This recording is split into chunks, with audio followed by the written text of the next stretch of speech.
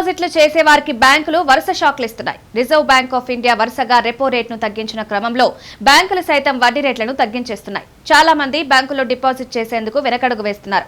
అయితే ఇప్పటికీ కొన్ని బ్యాంకులు అధిక వడ్డీ రేట్లు కల్పిస్తున్నాయి.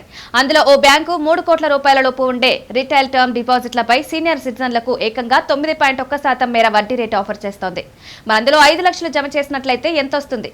ప్రస్తుతం 60 సంవత్సరాల వయసు దాటిన సీనియర్ సిటిజన్లకు సూర్యోదయ స్మాల్ ఫైనాన్స్ బ్యాంక్ అత్యధికంగా వడ్డీ రేట్లు కల్పిస్తోంది.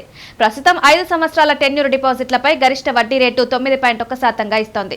ఆ తర్వాత యూనిటీ స్మాల్ ఫైనాన్స్ బ్యాంక్ 8.65% వడ్డీ ఆఫర్ చేస్తుండగా north east small finance bank 8.5% వడ్డీ అందిస్తోంది. ఉత్కర్ష్ స్మాల్ ఫైనాన్స్ బ్యాంక్ 8.25% మేర వడ్డీ ఆఫర్ చేస్తోంది.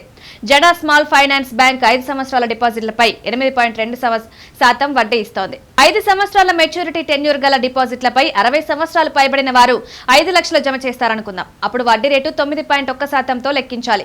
ఆన్లైన్లో లభించే ఫిక్స్డ్ డిపాజిట్ క్యాలిక్యులేటర్ ద్వారా తెలుసుకోవచ్చు. 5 లక్షలపై వడ్డీ 2,24,500 వరకు వస్తుంది.